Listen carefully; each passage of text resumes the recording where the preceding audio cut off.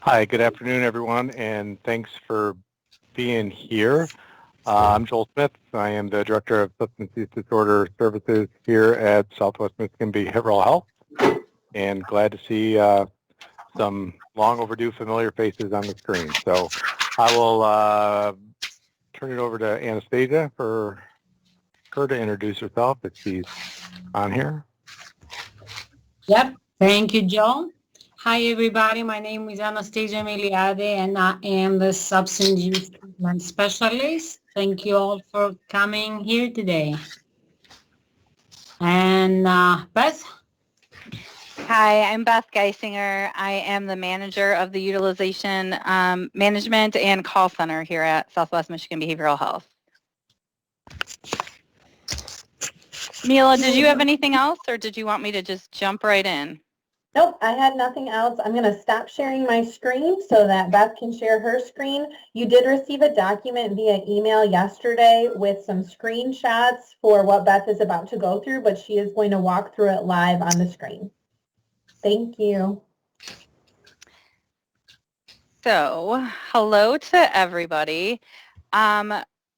We had intended, we were hoping to have the authorization level of care that is going to be automated up and ready for 10/1, but we have not had adequate time to test it at this time.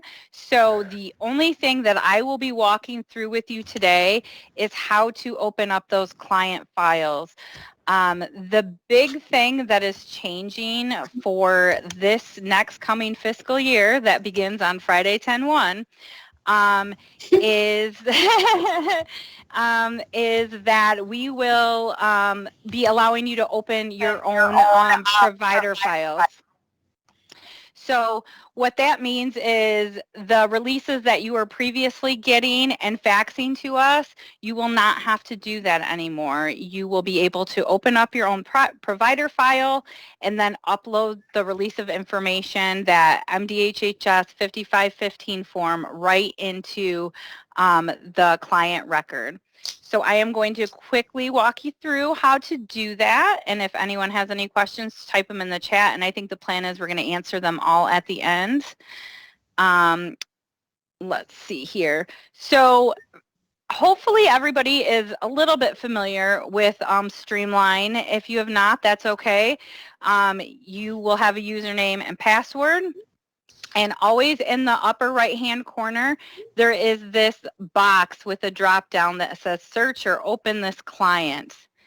To open up a new client file, you are going to select client search. You have to search 3 different fields in order to open a client file. This is a safety measure to ensure, or to try to ensure, that duplicate files are not getting opened. The 3 fields that have to be searched are the first and last name, and that has to be done by a broad search. If you do a narrow search, it will not let you create the file unless you do a broad search as well.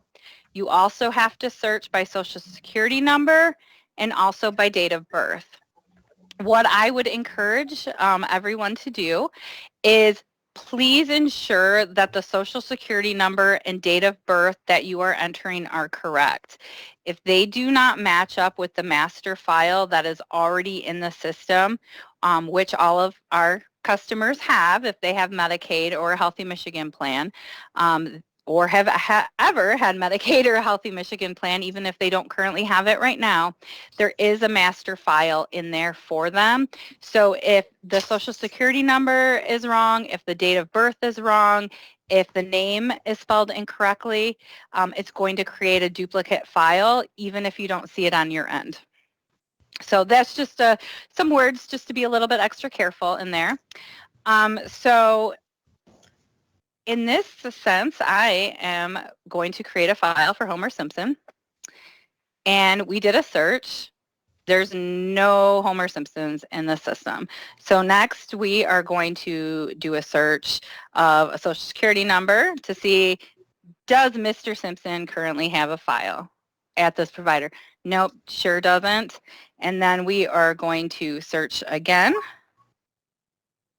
for a date of birth, there is nothing there. So at this point, we can be pretty sure that your provider does not have a file. And if the person has never been and received services with you before, they would not have a file. So at this point, after you have searched all three, what you are going to click on is Create Provider Client.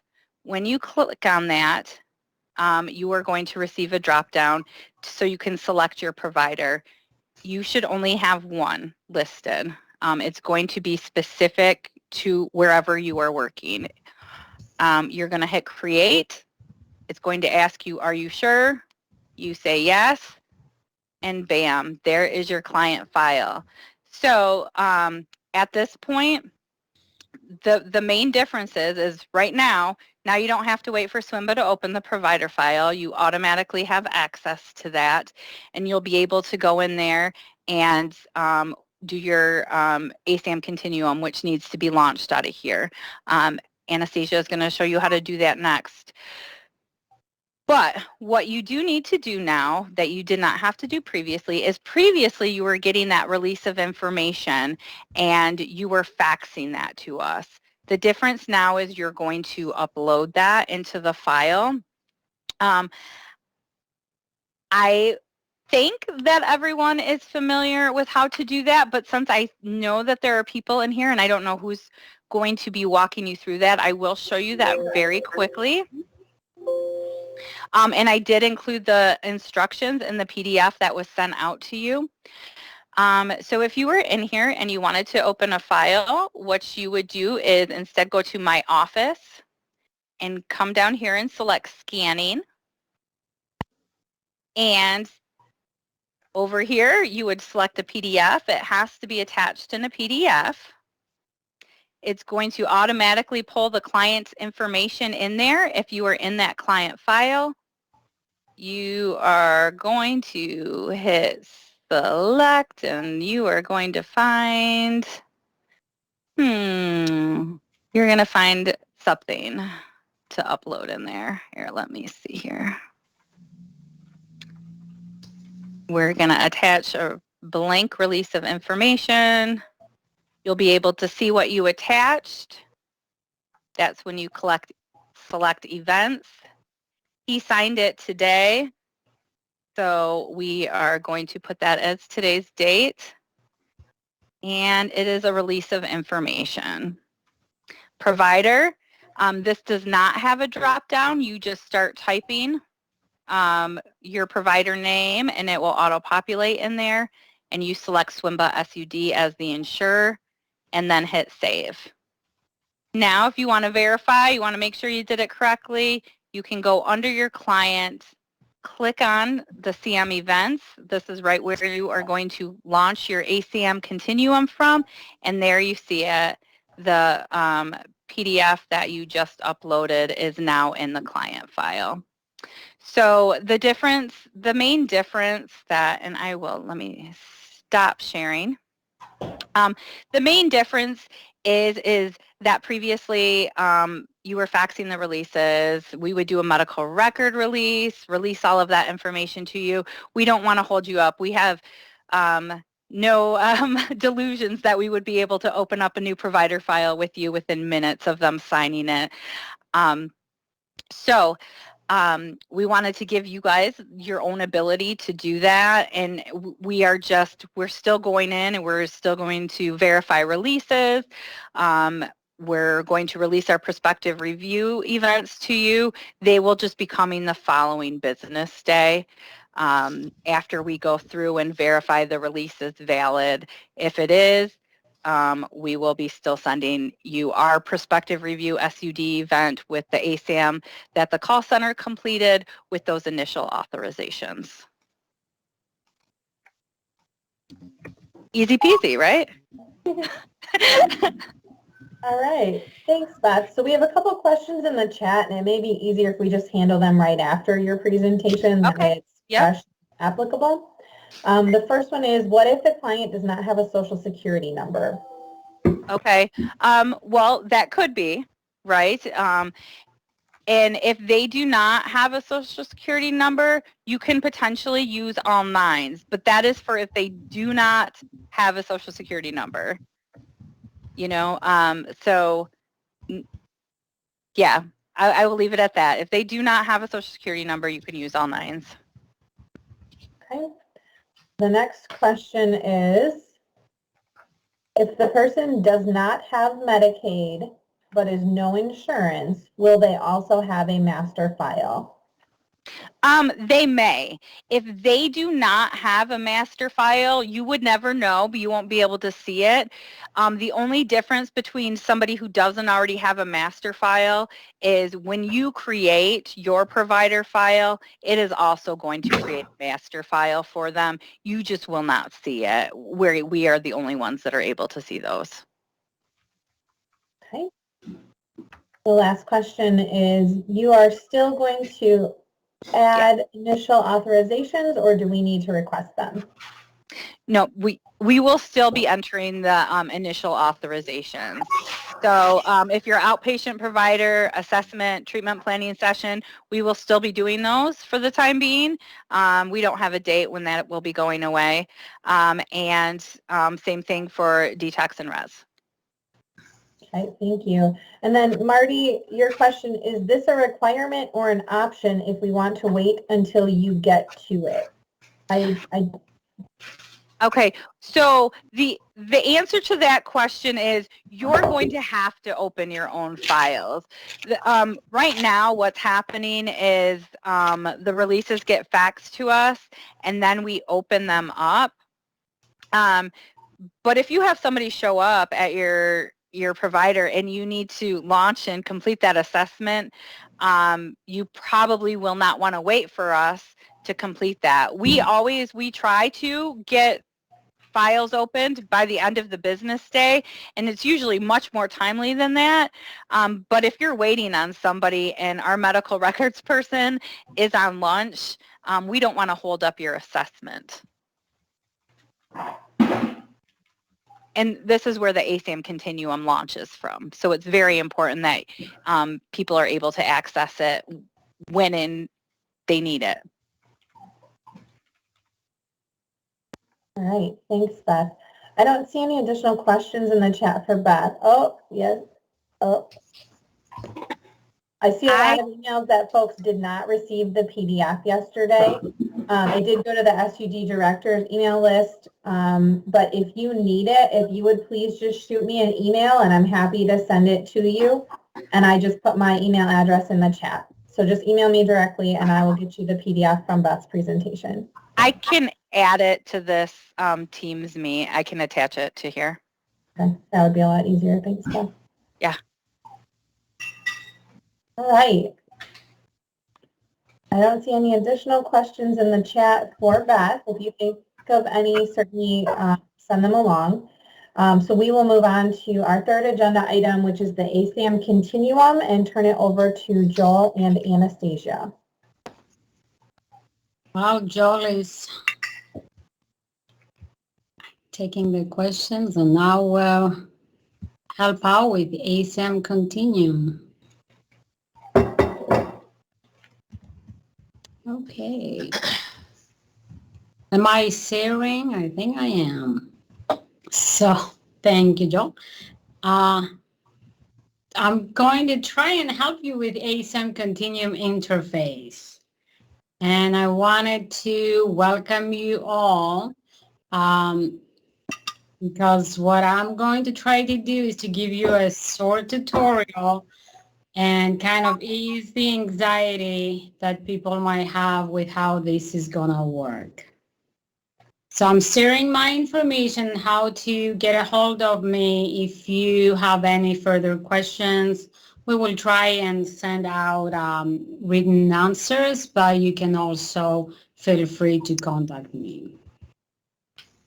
Beth just explain how you will enter into SmartCare, and she explained how you can find your client.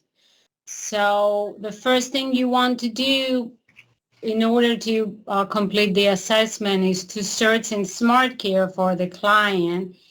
You can do it by the client's name and do a narrow search, or you can use the client ID and search the client that way.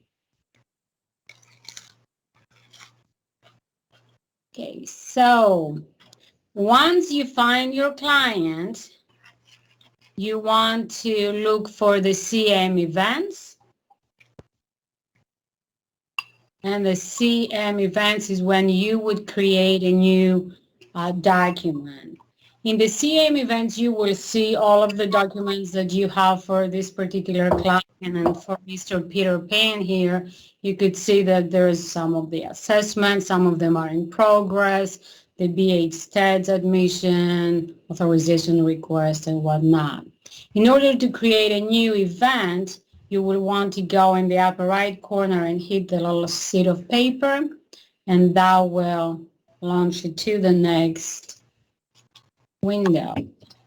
So here's how you will create the ASAM Continuum event. It's very similar to how you do your BH stats or any other events. The date and time, and of course your name will auto-populate, so you don't have to worry about that. But you will have to use the drop-down, and you will choose ASAM Continuum Assessment. Your status is always going to be in progress. SWMBH UD is going to be your insurance.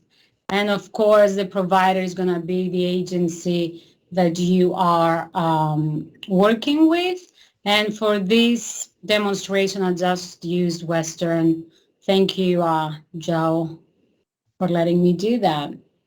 So after you complete all the fields, in the right upper corner here, you would have the Save button. You would want to save this document before you hit Note. But if you don't remember to save, that's okay. You hit Note, and you will go to the next page, if that's possible. There we go. So let's say that you forgot to click Save. That's the button that I was telling you about. If you forgot to click Save, no worries. The SmartCare will give you a little notification up here that says, hey, just click your save so you can do the assessment. Again, if you're in a hurry, if you're stressed, client is there, you might not notice this notification. Your tip will be that you're going to try to click the assessment. It's going to look gray and nothing would launch. So that's going to be a little tip for you. When you click Save, the assessment will look kind of bright white. And when you click it, it would launch the assessment. Once you do that, you're going to be transported in another window where you would complete the ASAM Continuum, how you were kind of instructed at your training. Now, initially, because there's not going to be any of your assessment in the Continuum, you won't see this little box appearing. However, as you make assessments and clients come back, or you have updated assessments, when you launch a new assessment Continuum, ASAM Continuum, this box will appear, and it always will prompt you if you wanted to bring in all the data from your last assessment. It's always going to be the last assessment that you have done. If it's a yearly assessment or an initial assessment, you will want to reject, say no. If you have an update assessment that you're doing in like 6 months, you can bring those information in. However, you need to make sure that you're updating all the things that they have changed for the client. Once you complete the assessment in the ASAM Continuum and you have all your check marks correct, you would hit Submit. And you will be, you will have this box popping up that it would say that you completed it successfully, and you would be able to getting some feedback. Please make sure you place yourselves on mute. We're getting feedback from someone. Thank you. Almost.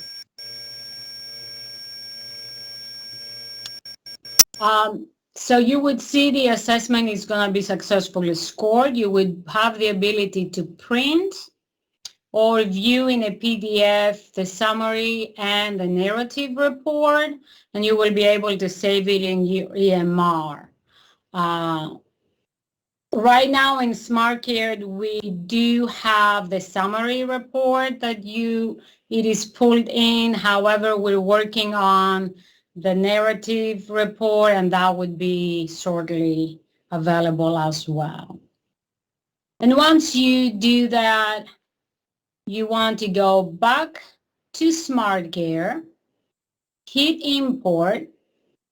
It's going to take a few seconds, and you would see that the information would be pulled in. As you can see here, we have the recommendation of level of care, and in this column also you would see the summary report and the narrative report.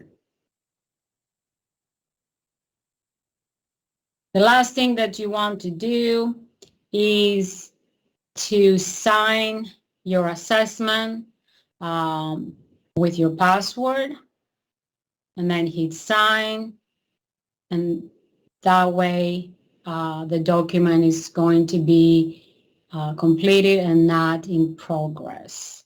And that's how easy it is to launch the ASAM Continuum from SmartCare and imported it back. However, though, there's always a few things that they might not work out. And here's some of the tips here. So what happens in case that there's a humongous earthquake while you're doing the assessment and you have to drop it, you leave, save yourself, but then you have to come back and complete this incomplete assessment? It's very easy. You go back to your client, to the CM events, you find the ASAM Continuum that's going to be in progress, or you will know by the date that you created, but it should be in progress because you left it not done. You click on the assessment, and then it will take you again to the event. You click Note.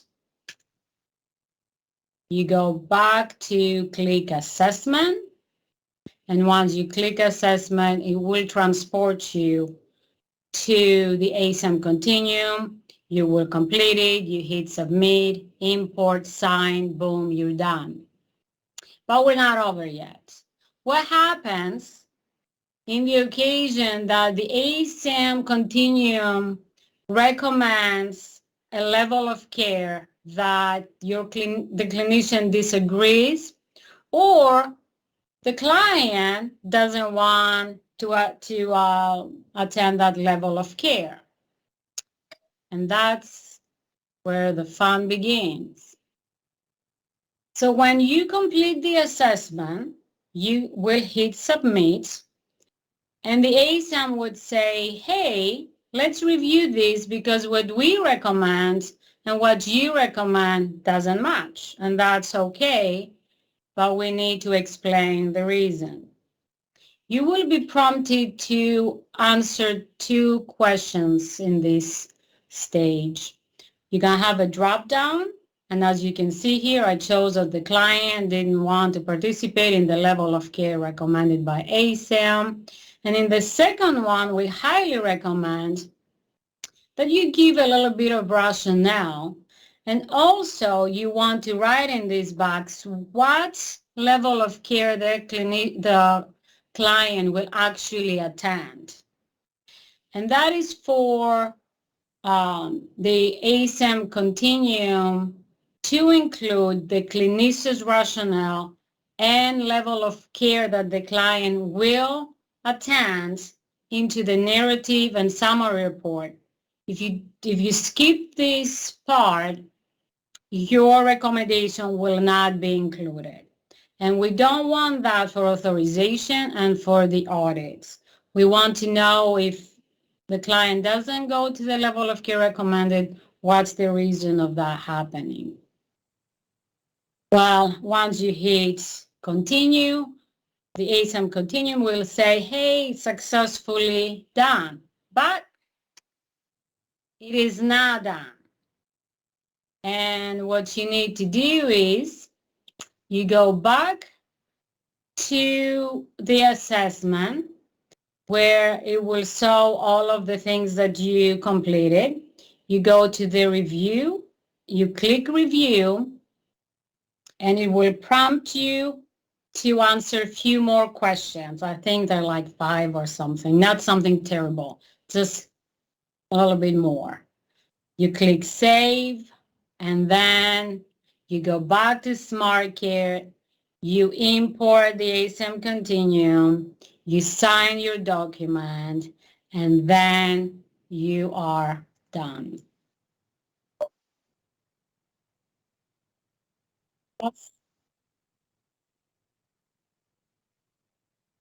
All right. That was entertaining. Thank you, Anastasia. You're very welcome. I try my best to do ASAM and SmartCare combination fun.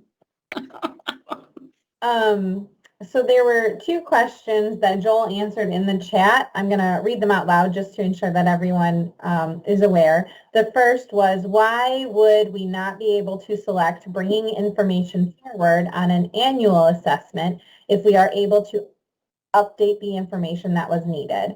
Joel's response, if you completed a continuum assessment on a client and you are doing another assessment, you will have the option to pull the information from the previously completed assessment.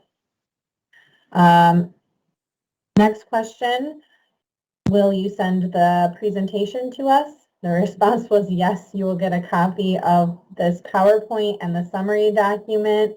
It will go out to all the SUD directors. Next question, is there a way for us to save the ASAM continuum into our own EHR? Joel, are you going to take that? Yeah, I'll take that. So when you, actually, Anastasia, can you pull your PowerPoint slide back up real quick?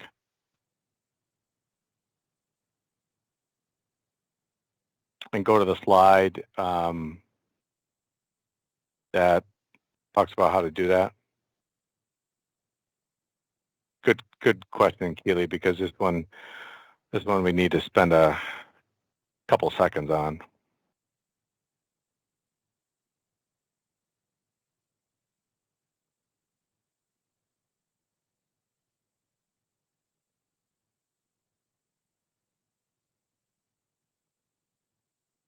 Okay, right here. So, and I will preface this by saying that we have tested this as much as we possibly could over the past 2.5 weeks. So there's probably going to be many other questions that come up. So at this time, when you complete the continuum assessment in the ASAM environment, so essentially you're working out of 2 environments, our SmartCare system and the ASAM continuum environment. When you finish the assessment in the continuum environment, you will see this prompt here that says the assessment has been successfully scored. And there's 2 options there. It says view summary report, which is a summary report that's about 5 pages. The view narrative report is about 15 pages, and that's the full narrative report.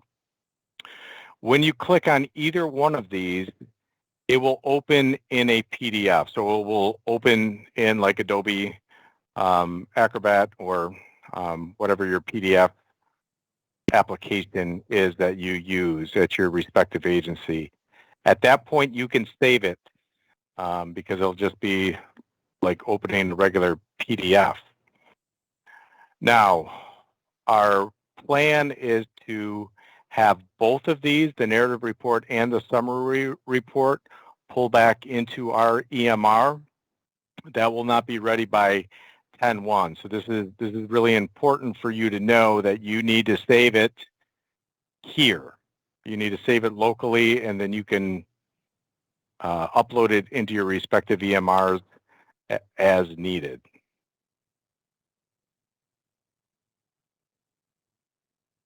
And Keely, did that answer your question, or does anybody have any follow-up questions? Joel?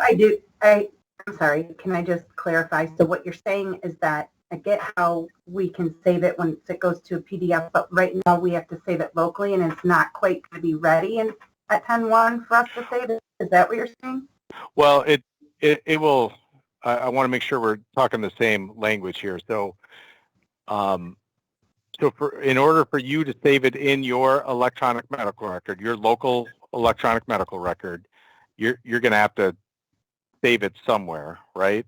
And then upload it into your own EMR. Right. So this is the way to do that right now, is through, and I'm pointing to my screen here. It's really helpful for everyone. Through these two options: view summary report or view narrative report. So if that's easier, every time you hit in the ASAM continuum, every time you hit either the view summary report or the view narrative report, it will always, a PDF, it will appear on the bottom of your page, and then you have to click and that will open up. So the PDF will be always available. You just have to click it, right click it, save whatever you want to save it. Does that make sense? Yes, it does. Thank you so much. So I just want to follow up on what you said, is that as of 10/1, it won't immediately actually be pulled back into SmartCare. So is that something that we're going to have to right now upload into SmartCare as well, like we did with our assessments?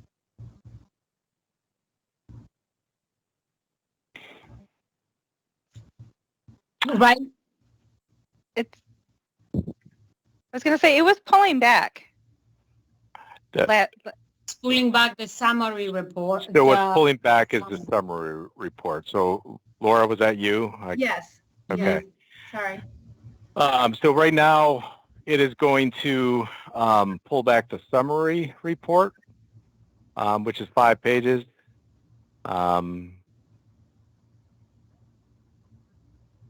This is one of those questions I'm going to put on the FAQ, and I'll have an answer for you. Okay. Because I acknowledge that the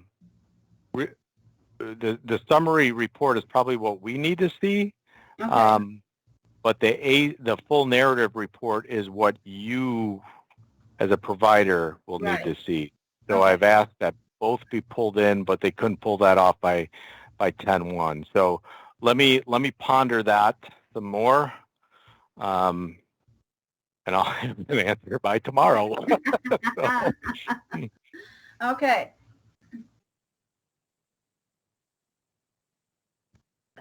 And I just want to be, I appreciate the question. Oops.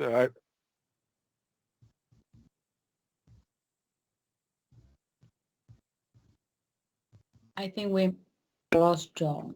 Where did you go, Joel? It was so good to know him. He was a good man. He disappeared on us. He'll be back. He will be back. You know what, Laura, I was just so tired of your questions that I couldn't take it anymore. So. Wouldn't you love to just be able to do that in real meetings? Yeah, it's one of those where you just slowly fade away.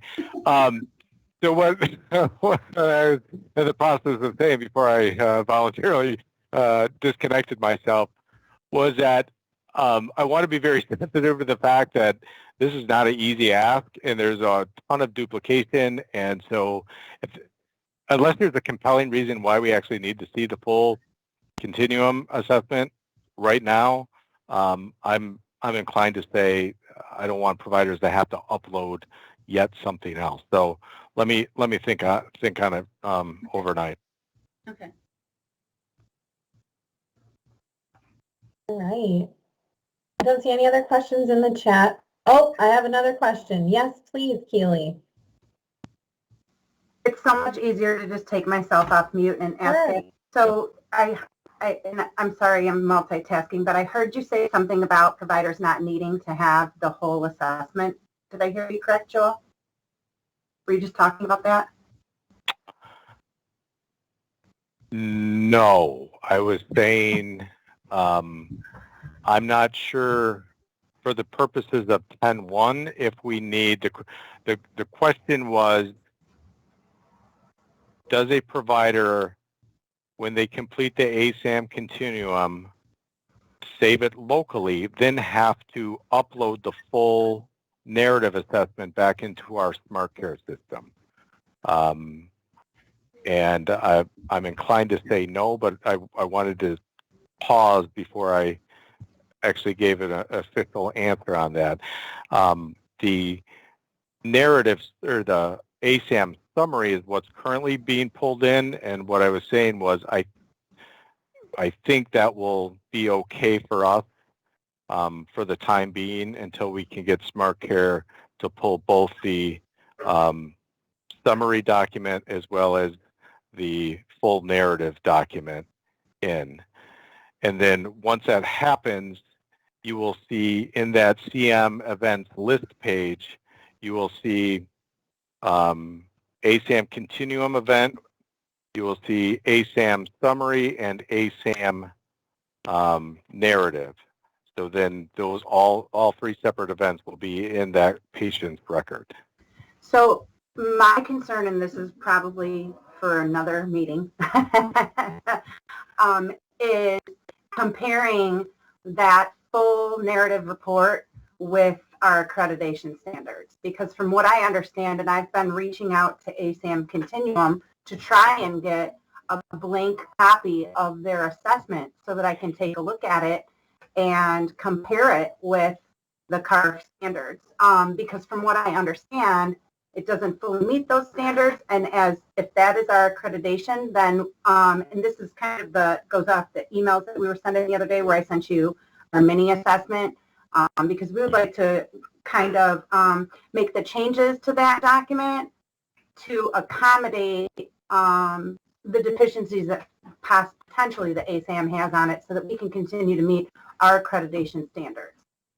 So that's kind of why when I heard you say something, and I apologize, like I said, it was multitasking. I hate to make people repeat themselves because we're in a meeting and there's a lot of people. But I was just like, oh my gosh, did I miss something? So yeah. Oh, I knew where you were going. I'm missing, and I'm having a hard time getting a full ASAM continuum assessment from ASAM, because they're telling me that it depends on how the people answer and it could be different. And we were like, well, don't you have something to use? What if the internet goes down? So that's kind of where I'm at. We have the same issues and concerns in Barry, Keely. This is Christine Heyer, and we've been trying to do the same thing, and we're going to have to do the same thing. And so what we're trying to do at this point is pull what we can out of our intake assessment. But that is far easier said than done. And sure. I also would like to get a copy of that full ASAM assessment. So if anybody gets it, if they could share it with the group, that would be great, because that nested logic is presenting challenges. Yeah, and I plan to, as soon as Friday comes, I'm going to be in that system, doing what I can do, answering all the questions, screenshotting if I have to, and creating a full assessment somehow, if I can't get one, to be able to compare with the CARF standards. So if I can put something together, I will definitely keep you guys posted. That would be awesome. We tried that during training and didn't have any luck. So if you find a way, you will be my new spirit animal. I might be your spirit animal. So we've been asking for 2 years for that, and that's their standard response, is that there's no full assessment because of the algorithm that ASAM uses for the assessment. So I thought there was a paper version that you could do. That isn't helpful? I've never seen a paper Okay. version. I So, haven't either. Maybe I dreamed it. yeah. Okay. Thanks for being such a great advocate, Joel. It's Christine again. And I'm not being funny. I'm being serious. You've been a great advocate for us throughout this whole process, and I appreciate you. Mm-hmm. Well, thanks. And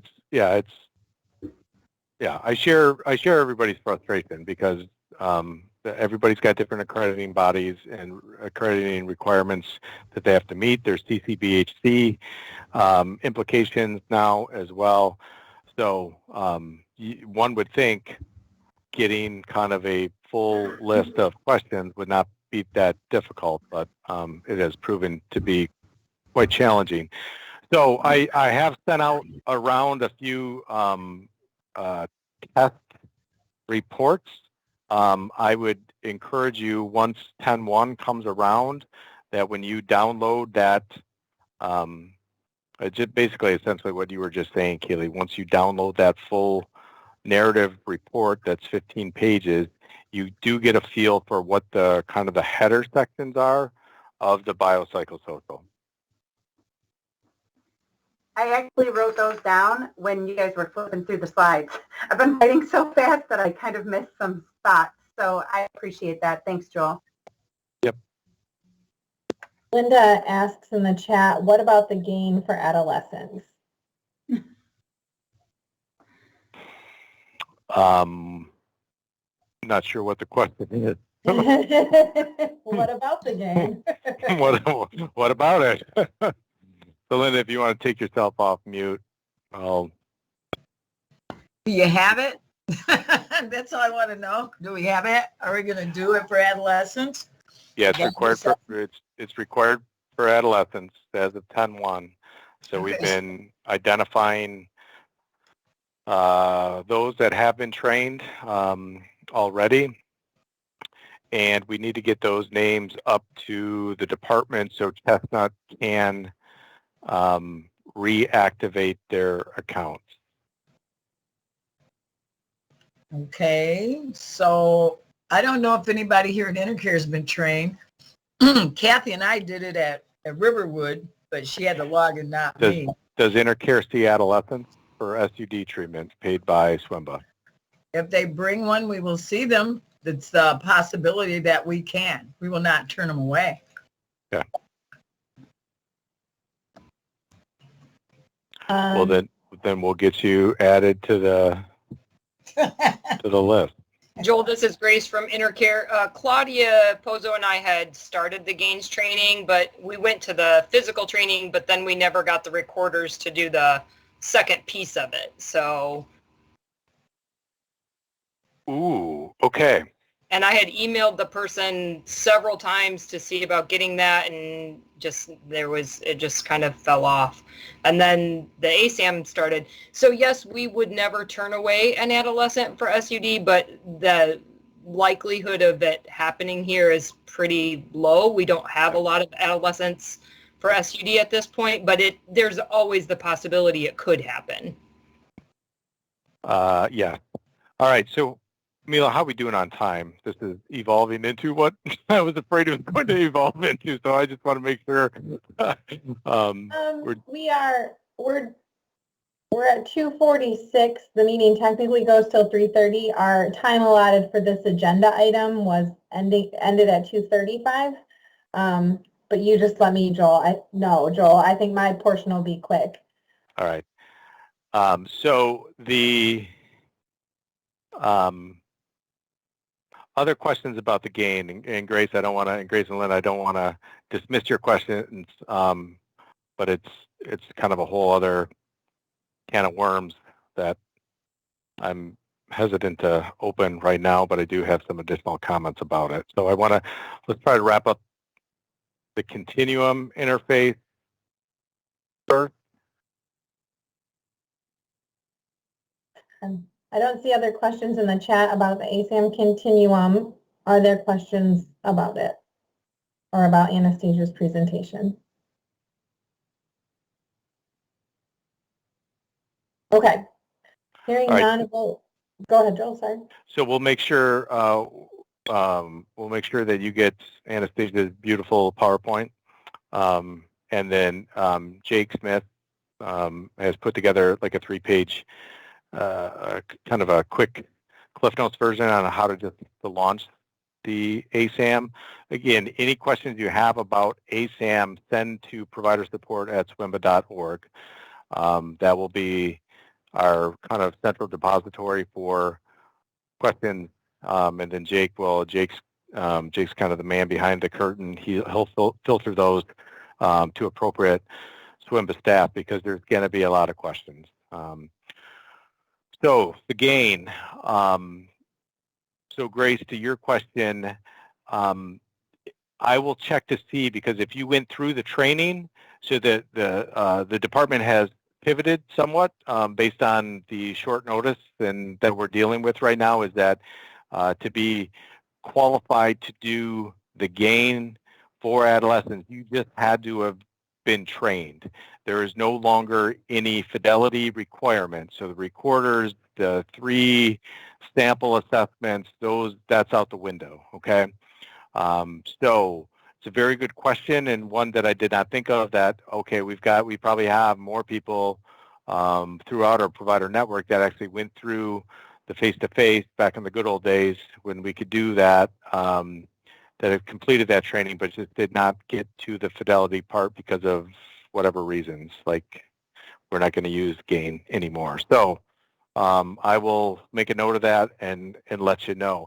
So again, just to back up a few steps, what we try to do is really prioritize those agencies that have, over the past 3 years, have seen adolescents funded by SWMBA at some level. Most places see like 1 or 2 adolescents per year, so it's not huge volumes by any stretch of the imagination, but we also need to make sure that people are prepared, like you say, if and when an adolescent, because we all know probably Friday there's going to be like 37 adolescents that roll in that need abuse treatment. So, good question.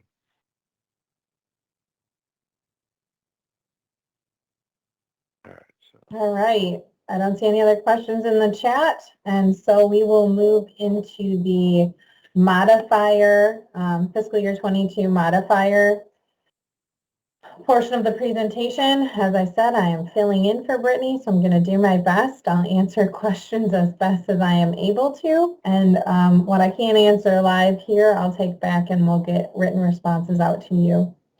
So for context, MDHHS began iterations of fiscal year 22 code changes back in probably April or May. We have pushed out those enormous spreadsheets to SUD directors as well as our regional provider network group as those changes have come through. They are voluminous. We've really focused on the SUD codes and the new modifiers that are coming out as a result of that. They have been included in the new fiscal year 22 fee schedule that was sent to you with your contracts. On your screen, you will see basically a cheat sheet that boils down the new modifiers, what they mean, and where they should be used. So you do not have to request modifiers for your authorizations. I'm looking at Beth, but she confirmed this for me already. You can just request the billing code or the service code that you will be delivering. But when you submit claims, and I saw Gina on here, Gina, jump in if I get this incorrect. When you submit claims, you have to submit the appropriate code for the service that was delivered along with the appropriate modifiers in the required order in order for your claims to process accurately or at all. So you'll see here for residential services, based on ASAM level of care, there are modifiers assigned, and that is the first modifier option for H0018 and 19, so detox and res. For outpatient services, the first modifier option is that second box. It's going to be the provider qualification modifier. The second modifier group is for group size when you're billing a group code. And then the third box are the additional add-on modifiers, and there are notes with all of those. Brittany gave me a note. Whoops, that's not what you're using.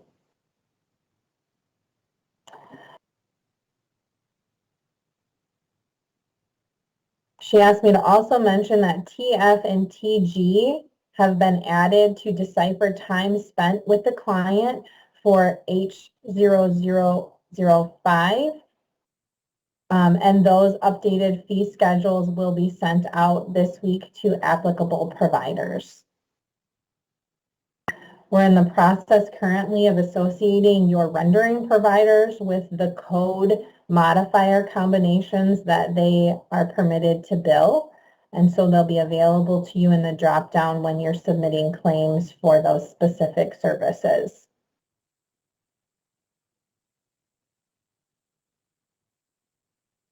All right. Oh, there's a lot of questions coming through.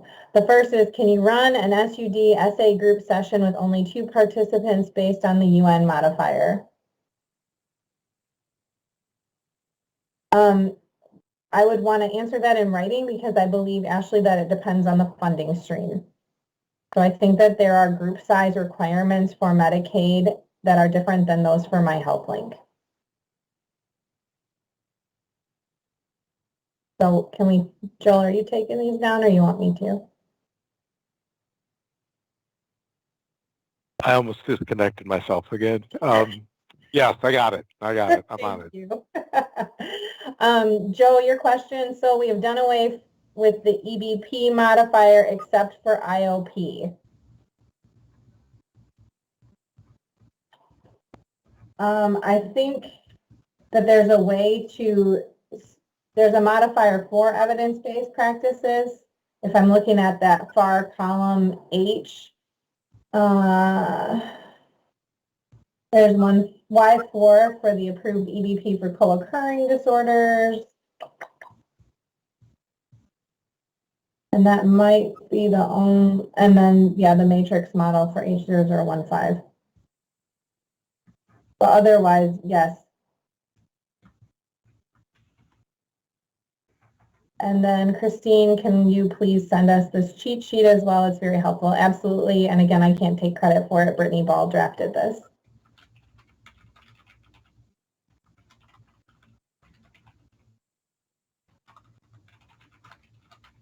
Other questions? Okay, I will send this out. We will also put together and provide with the packet of documents a contact list for SWMBH folks depending on the type of issue or question you may have. So for example, if it is contract related, you're not seeing a rendering provider so that you can bill, etc., you would contact a provider network representative. So we will include that contact information. As opposed to like an ASAM continuum issue, you would not contact provider network. So we'll have that contact list for you as along with the meeting documents that we've already committed to sharing with you. Other questions? All right, we appreciate your time today. There is another session scheduled for tomorrow morning, I believe at 10 a.m. If you think that there are folks at your provider organizations that may benefit from this or need to know this information, please have them join. Otherwise, we'll get those documents out. Thanks, everybody. Thanks. Bye now.